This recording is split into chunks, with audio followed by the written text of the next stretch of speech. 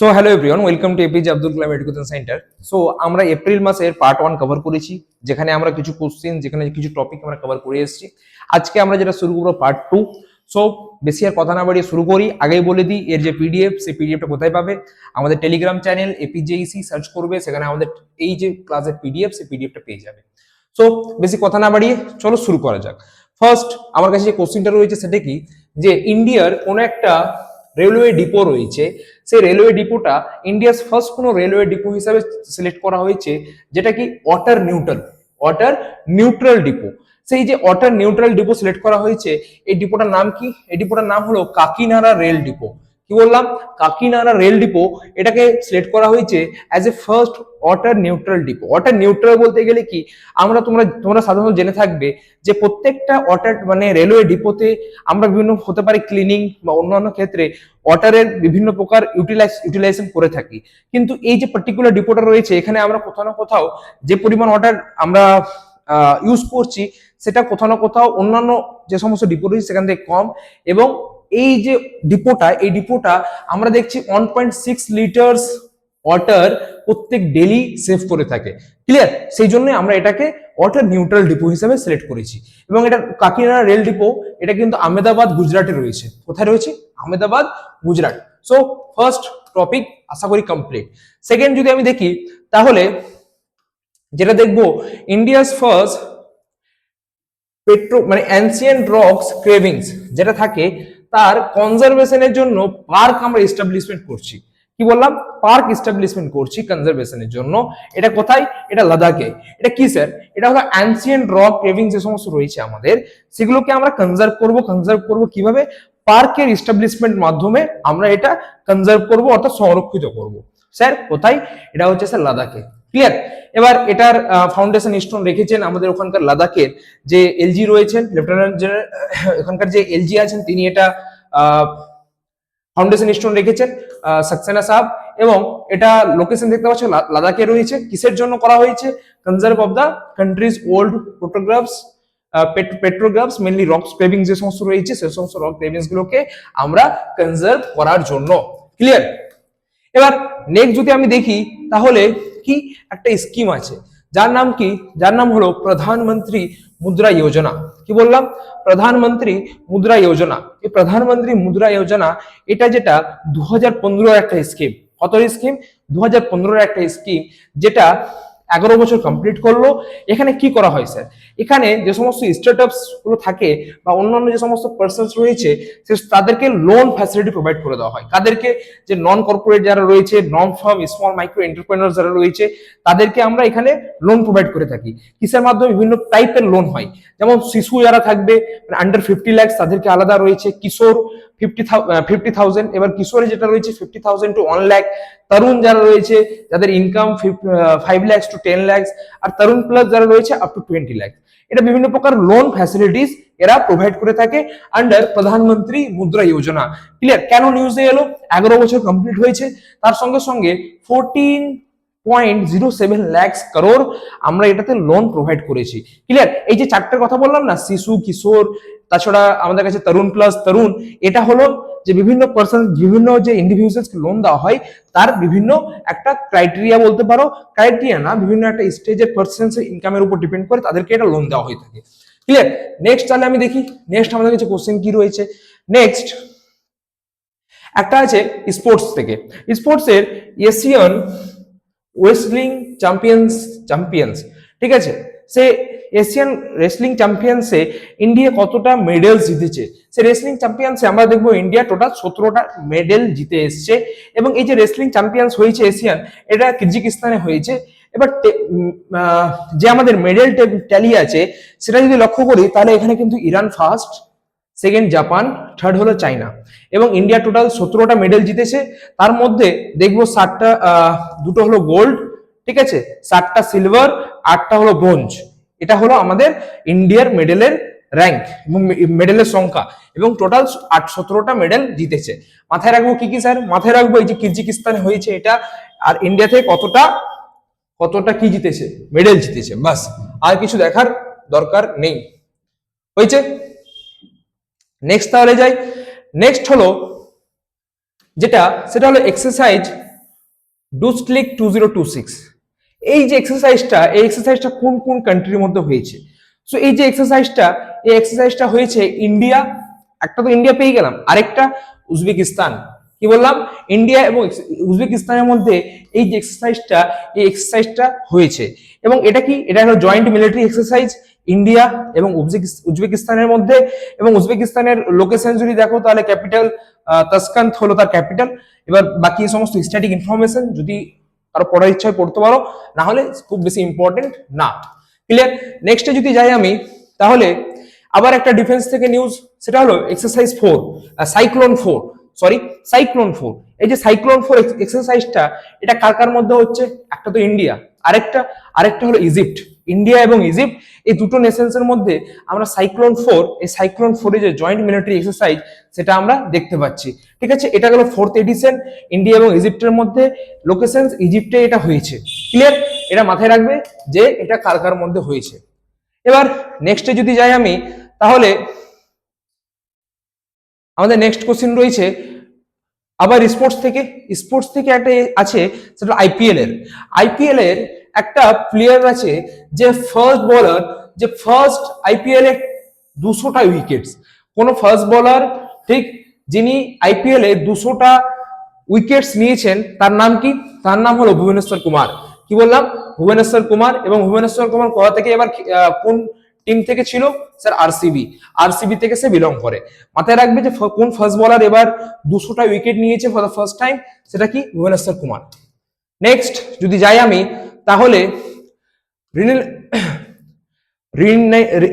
যে সমস্ত আমাদের রিনিউয়েবল এনার্জি থাকে, যেটা সে রিনিউয়েবল এনার্জির ক্ষেত্রে আমরা দেখে থাকবো যে ইন্ডিয়া এখন রিনিউয়েবল এনার্জিতে ইনভেস্ট করছে। রিনিউয়েবল এনার্জি বলতে গেলে সোলার হতে পারে বা ওয়াইন্ড হতে পারে, বা এই সমস্ত জিনিসের উপর আমরা ইনভেস্ট করে থাকি। তো এই যে সোলার যে এনার্জি দেখতে পাচ্ছ বা অন্যান্য যে সমস্ত রয়েছে, তার মধ্যে আমরা দেখবো যে একটা ইন্ডেক্স এসছে, যেখানে ইন্ডিয়ার র্যাঙ্ক কত। ইন্ডিয়া 3rd স্থান অধিকার করেছে। ফার্স্ট যেটা হয়েছে সেটা চাইনা, সেকেন্ড হলো ইউএস, থার্ড হলো ইন্ডিয়া। কিসের? রিনিউয়েবল এনার্জির ক্ষেত্রে। এবং এই যে ডাটা যে দিয়েছে, এই ডাটা দিয়েছে ইন্টারন্যাশনাল রিনিউয়েবল এনার্জি এজেন্সি যে রয়েছে, সে ইন্টারন্যাশনাল রিনিউয়েবল এনার্জি এজেন্সির অ্যাকর্ডিং এই ইনফরমেশন। ক্লিয়ার? এটা মাথায় রাখবে। ইন্ডিয়ার র্যাঙ্ক কত, ফার্স্ট কে চাইনা, সেকেন্ড কে ইউএসএ। ঠিক আছে, এটুকু হয়ে গেলে নেক্সট যদি যাই আমি, তাহলে নেক্সট আমাদের কাছে রয়েছে যে আর্মি স্টাফ। আমি আগের ক্লাসে পড়িয়েছিলাম সিডিএস কাকে অ্যাপয়েন্ট করা হয়েছে, কমেন্ট সেকশনের মাধ্যমে জানাবে। এবার vice chief of army staff, এই vice chief of army staff appoint করা হয়েছে কাকে? ধীরাজ সেঠ। কি বললাম? ধীরাজ সেঠকে অ্যাপয়েন্ট করা হয়েছে vice chief of army staff হিসাবে। সো এটা মাথায় রাখবে, কাকে অ্যাপয়েন্ট করা হয়েছে? স্যার ধীরাজ সেঠকে। বাস, সেঠ সাহেবকে অ্যাপয়েন্ট করা হয়েছে as an chief of army staff. ঠিক, নেক্সটে যদি যাই আমি, তাহলে নেক্সট আমাদের কাছে যেটা রয়েছে সেটা কি? সেটা হলো এক্সারসাইজ প্রগতি 2026। সো এক্সারসাইজ প্রগতি 2026 এটা কোথায় হয়েছে? এই যে এক্সারসাইজ প্রগতি, এটা হয়েছে মেঘালয়ে, এটা অর্গানাইজ করা হয়েছে। এবং এটা কে হোস্ট করে স্যার? এটা হোস্ট করে ইন্ডিয়ান আর্মি নিজেই। এবং এটাতে 11টার বেশি নেশনস পার্টিসিপেট করেছে। কতজন? 11টার বেশি নেশনস পার্টিসিপেট করেছে। এবং ফর দ্য এই যে প্রগতি, এটার যদি ফুল ফর্ম দেখি আমরা, তাহলে হলো partnership of regional armies for the growth and transformations in the Indian ocean region. ঠিক আছে, এটা কি? এটা হলো মাল্টিলেটারাল মিলিটারি এক্সারসাইজ, যেখানে অনেক কান্ট্রিজেরই মিলিটারিরা পার্টিসিপেট করে থাকে। তো মাথায় রাখবো যে ইন্ডিয়ান আর্মি অর্গানাইজ করেছে এটা, তার সঙ্গে সঙ্গে কোথায় হয়েছে স্যার হয়েছে এটা মেঘালয়ে। বাস, এই দুটো জিনিস এখান থেকে মাথায় রাখবো। নেক্সট যদি যাই আমি, তাহলে একটা ডে, সেটা হলো কি ওয়ার্ল্ড ম্যালেরিয়া ডে।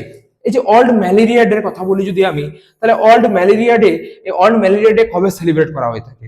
তাহলে ওয়ার্ল্ড ম্যালেরিয়া ডে আমরা সেলিব্রেট করে থাকি 25th অফ এপ্রিল।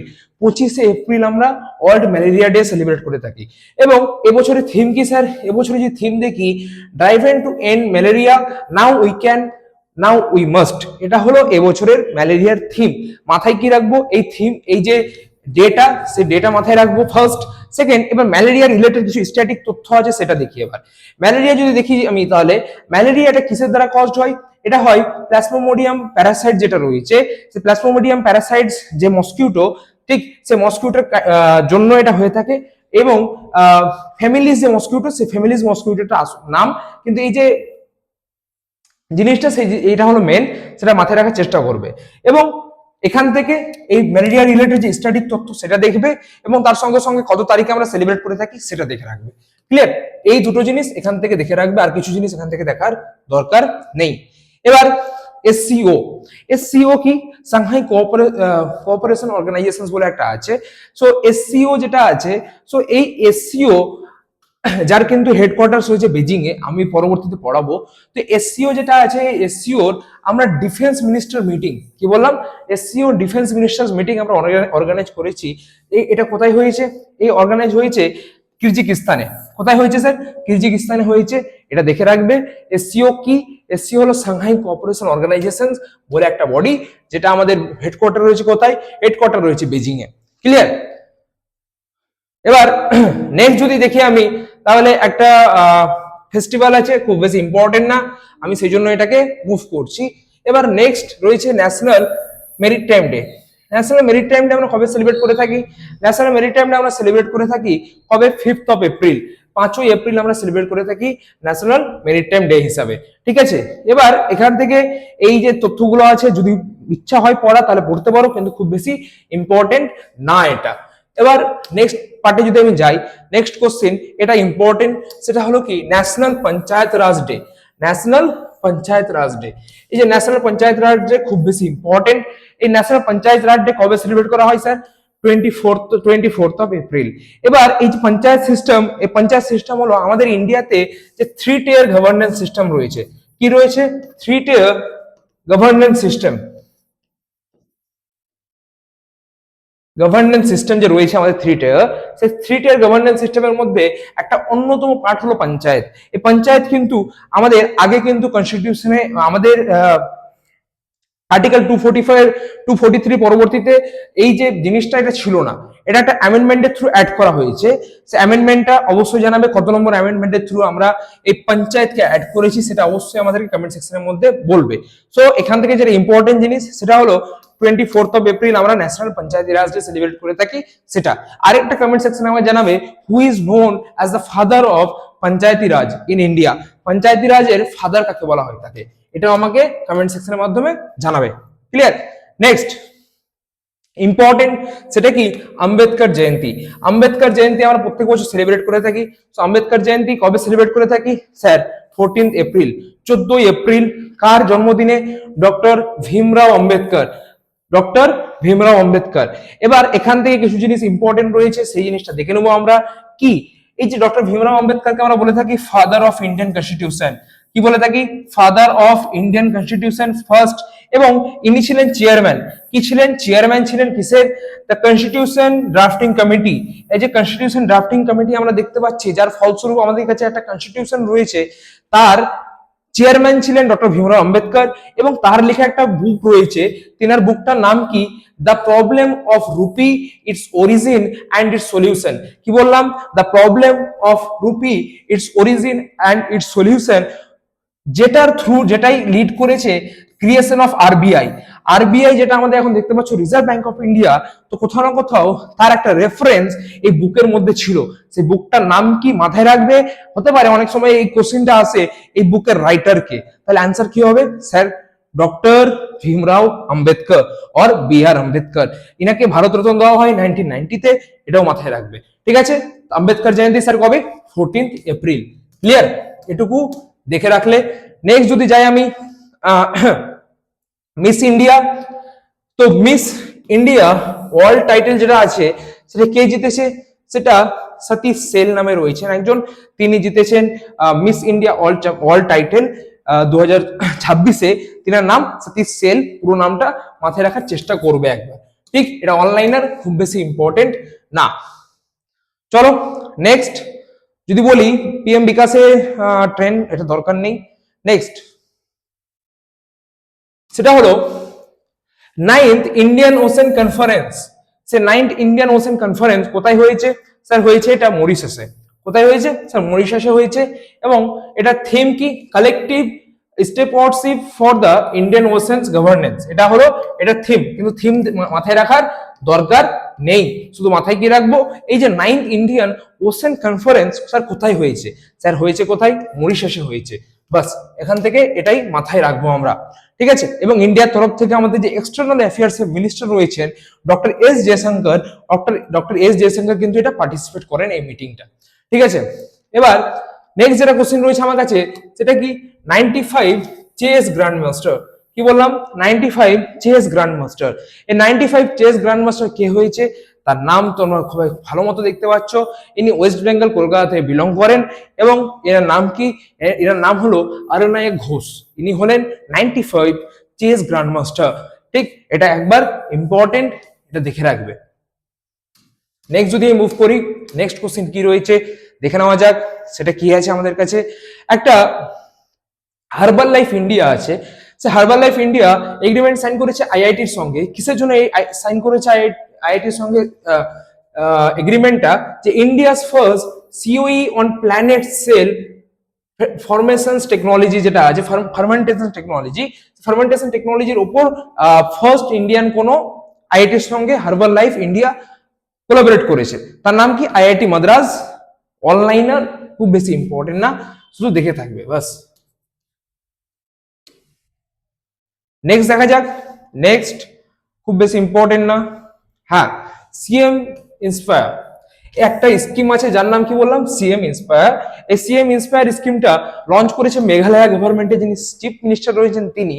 এবং এই যে সিএম ইন্সপায়ার, এই সিএম ইন্সপায়ারের কাজ কি, এই সিএম ইন্সপায়ার করবে যেটা, যে ইউপিএসসি স্টুডেন্টস এর যারা প্রিলি কোয়ালিফাই করবে আর মেন্স কোয়ালিফাই করবে, যারা প্রিলি কোয়ালিফাই করবে তারাকে 50,000 রুপিস দেওয়া হবে অন টাইম, এবং যারা মেন্স কোয়ালিফাই করবে তারাকে আমরা 1 লাখ রুপিস পার মান্থ দিয়ে থাকবো। এটা হয়েছে পিএম ইন্সপায়ারের মেন তথ্য, ক্লিয়ার। এবার সে মতো নেক্সটে যাই আমি, নেক্সট টপিক, নেক্সট পার্ট আমাদের কাছে কি রয়েছে দেখে নিই একবার। নেক্সট কোশ্চেন, ঠিক। সো একটা কান্ট্রি ওয়ার্ল্ডের মধ্যে ফার্স্ট কমার্শিয়াল আপার 6 গিগাহার্জ এর নেটওয়ার্ক লঞ্চ করেছে। 6 গিগাহার্জ বলতে গেলে 6G, ঠিক আছে, 6G লঞ্চ করা হয়েছে। তো স্যার ফার্স্ট কোন কান্ট্রি এই 6G লঞ্চ করেছে, তার নাম কি, তার নাম হলো স্যার ইউনাইটেড আরব এমিরেটস। কি বললাম, ইউনাইটেড আরব এমিরেটস, সেটা হলো ওয়ার্ল্ডের মধ্যে ফার্স্ট কোন কান্ট্রি যে লঞ্চ করেছে 6G। 6G আমাদের ইন্ডিয়াতে এখন পর্যন্ত 5G আমরা ইউজ করছি, ঠিক। নেক্সট দেখা যাক কি আছে। নেক্সট একটা স্টেট আছে যে highest number of startups highest number of startups আমরা স্টার্টআপস ইন্ডিয়া যে ইনিশিয়েটিভ তার আন্ডারে রেজিস্টার্ড হয়েছে, সেই স্টেটের নাম কি, সেই স্টেটের নাম হলো মহারাষ্ট্র।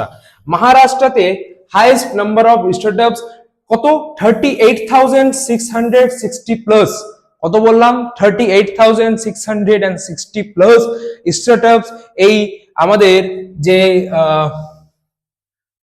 স্টার্টআপ ইন্ডিয়া স্কিম, সেই স্টার্টআপ ইন্ডিয়া স্কিমের আন্ডারে মহারাষ্ট্র থেকে শুধুমাত্র রেজিস্টার্ড হয়েছে। সেহেতু যদি কোশ্চিন আসে যে কোথাকার কোন স্টেটে হয়েছে, তাহলে অ্যান্সার হবে কি মহারাষ্ট্র, ক্লিয়ার। আর ফাইট আগে পড়িয়েছিলাম আমি, মেইন সেটটা ওমেন্সের আবার এসছে, তাহলে ফার্স্ট ইন্ডিয়ান ওম্যান যে ফাইট ওমেন্স ক্যান্ডিডেটের টুর্নামেন্ট, যে ফাইট ওমেন্স ক্যান্ডিডেটের টুর্নামেন্ট জিতেছে, তার নাম কি, তার নাম হলো আর ভেসালি, আর ভেসালি। ইনি জিতেছেন কি ফার্স্ট ইন্ডিয়ান ওম্যান যিনি ফাইট ওম্যান ক্যান্ডিডেটের টুর্নামেন্ট, সেটা কিন্তু জিতেছে। এটা কিন্তু ইম্পর্টেন্ট, মাথায় রাখবে যে কে এটা জিতেছে, তার নাম কি আর ভেসালি, ক্লিয়ার। এবং ইনি তামিলনাড়ু থেকে বিলং করে থাকেন। নেক্সট,